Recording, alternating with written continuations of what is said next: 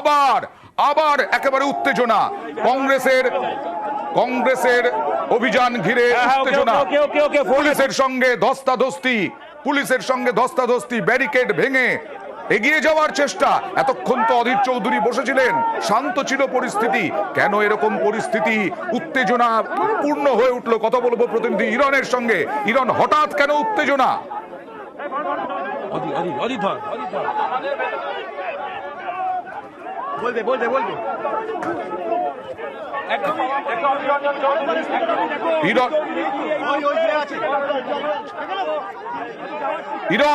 ইরন শোনা যাচ্ছে? বলো বলো বলো।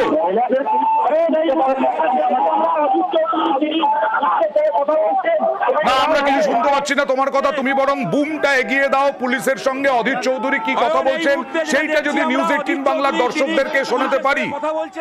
তুমি যদি আগে এই মুহূর্তে কংগ্রেসের কর্মী যারা তারা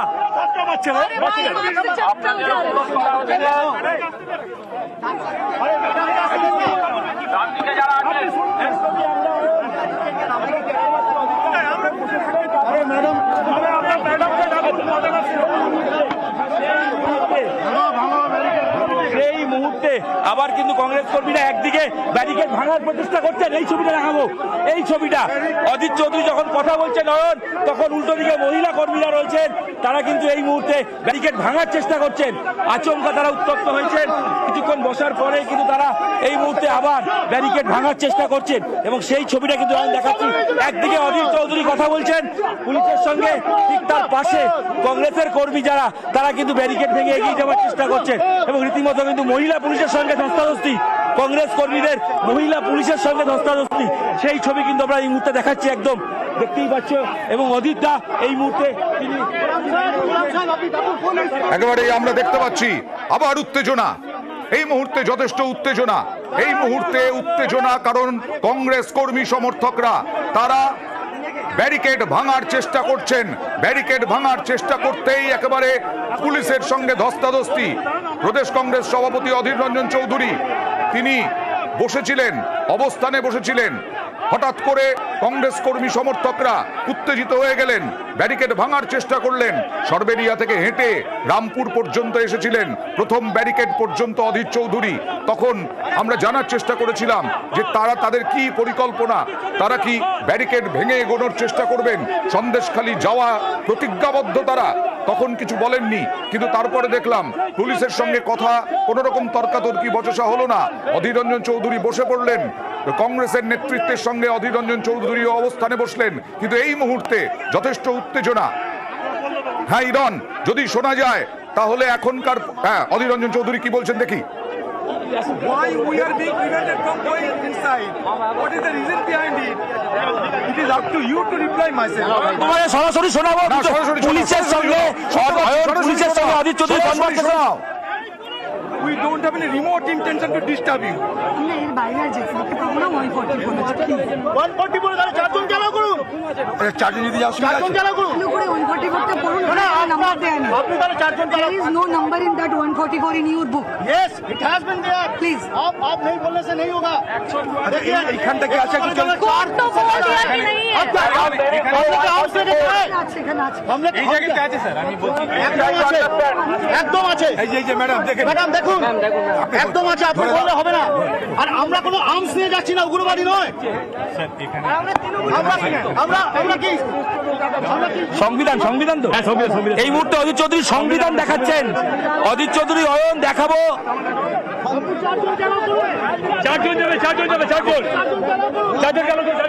আমরা আপনি পুলিশ করে আইপিসি করে আমি বলছি আপনারা চারজন চালাও করুন। অয়ন তোমায় দেখাবো, অধীর চৌধুরী সংবিধান দেখাচ্ছিলেন যে সংবিধান অনুযায়ী তিনি যেতে পারবেন চারজন, সেই দাবি তিনি করছিলেন। কিন্তু যদিও তিনি অনুরোধ করলেন পুলিশের তরফ থেকে।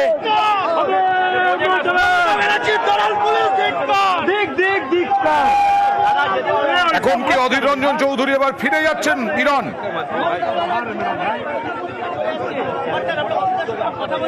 চেষ্টা করবো। অদিতা বলবেন না না, অজিতদা আবার বসছেন, অজিতদা আবার বসতে গেছেন এবং আমরা দেখছি কি হচ্ছে।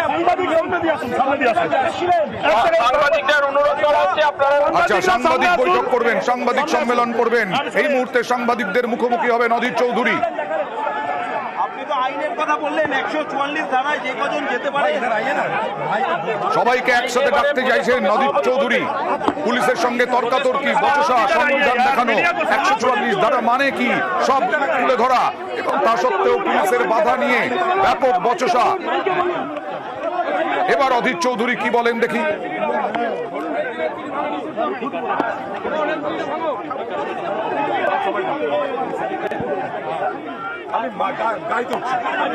অধীর রঞ্জন চৌধুরী প্রদেশ কংগ্রেস সভাপতি, বহরমপুরের সাংসদ। তিনি একাধারে একেবারে সরবেরিয়া থেকে রামপুর পর্যন্ত হেঁটে এলেন, তারপরে বসে পড়লেন অবস্থানে, এবং অবস্থানে বসার পরেই আবার তীব্র উত্তেজনা। কংগ্রেস কর্মী সমর্থকরা তারা ব্যারিকেড ভাঙার চেষ্টা করলেন। অধীর রঞ্জন চৌধুরীর সঙ্গে পুলিশের তর্ক বিতর্ক হলো, বচসা হলো, সঙ্গে সৌম্য এইচ রায়। এই পরিস্থিতিতে এখন কি বলেন অধীর চৌধুরী, এই রণে ভঙ্গ দেন কিনা এই মুহূর্তে দেখার। রাস্তায় বসে অবস্থান বিক্ষোভ ছিল, তারপরে হঠাৎ করেই একেবারে কংগ্রেস কর্মীরা উত্তেজিত হয়ে ব্যারিকেড ভাঙার চেষ্টা, 144 ধারা ভাঙার চেষ্টা। এবার অধীর চৌধুরী এখানেই পরিস্থিতি শান্ত হয় কিনা সেদিকেই আমাদের নজর। একে একে বিভিন্ন রাজনৈতিক দল গেছে। বিজেপি বিরোধী দলনেতা শুভেন্দু অধিকারী গতকাল গিয়েছিলেন, আজকে বিজেপির ফ্যাক্ট ফাইন্ডিং টিম গিয়েছিল, এবং এখন প্রদেশ কংগ্রেস সভাপতির নেতৃত্বে কংগ্রেসের প্রতিনিধি দল, তাদেরকেও বাধা এবং সন্দেশখালিতে ঢুকতে না দেওয়া, সব মিলিয়ে আজকের আন্দোলনে যারা অংশগ্রহণ করেছেন, আমি তাদের সকলকে আন্তরিক অভিনন্দন এবং কৃতজ্ঞতা জানাই। সারা বাংলা শুধু নয়, সারা ভারতবর্ষে আজ সন্দেশখালি এক চর্চার বিষয়। কোনো সুনামের জন্য নয়, সারা ভারতবর্ষ জুড়ে সন্দেশখালিকে কেন্দ্র করে আজ বাংলার মানুষের প্রত্যেকের সম্মান সন্দেশ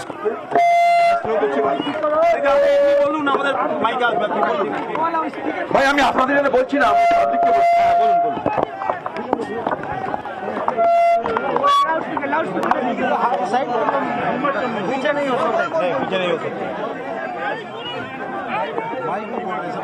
এই সন্দেশখালি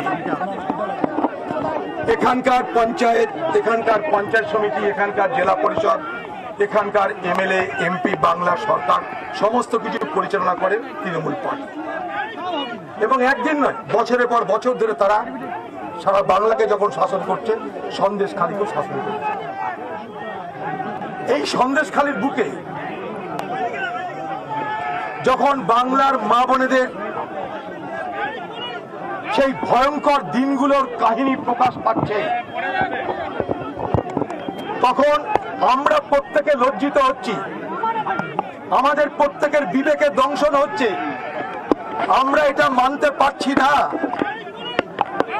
যে কবিগুরু রবীন্দ্রনাথ ঠাকুর, কাজী নজরুল, বিবেকানন্দ ঠাকুর, রামকৃষ্ণের এই বাংলায় কিভাবে মা বোনদের উপরে এই ধরনের অত্যাচার হতে পারে। যুগ যুগ ধরে বাংলার মানুষ আমরা গর্ব করে সারা ভারতবর্ষকে বলেছি, হয়তো আমাদের পয়সা নেই, হয়তো আমাদের সম্পত্তি নেই, হয়তো আমাদের বড় বড় রাজপ্রাসাদ নেই, কিন্তু বাংলার মানুষ আমরা সংস্কৃতিবান বাংলা মানুষ, আমরা সভ্যতা, ভদ্রতা, সততাকে মূলধন করে আমরা বেঁচে থাকি। এটা আমরা যুগ যুগ ধরে ভারতবর্ষের মানুষকে বলেছি। আমরা গর্ব করে বলি যে কলকাতা হচ্ছে সারা ভারতবর্ষের সংস্কৃতির রাজধানী, অর্থাৎ বাংলা হচ্ছে দেশের সংস্কৃতির রাজধানী।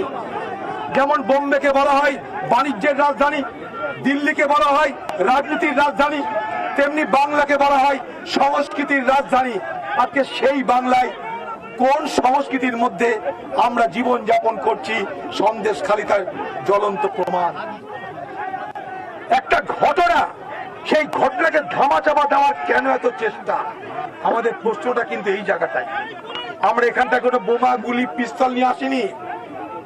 যেহেতু সন্দেশখালী ঘটনায় আমরা সবাই বিব্রত বোধ করছি, সন্দেশখালী ঘটনা নিয়ে সারা দেশ জুড়ে আলোচনা হচ্ছে, তাই বাংলার মানুষ হিসাবে, বাংলার জনপ্রতিনিধি হিসাবে আমাদেরও কৌতূহল, আমাদেরও জিজ্ঞাসা, কি হয়েছে সন্দেশখালীর মানুষের কাছে জানবার চেষ্টা করব।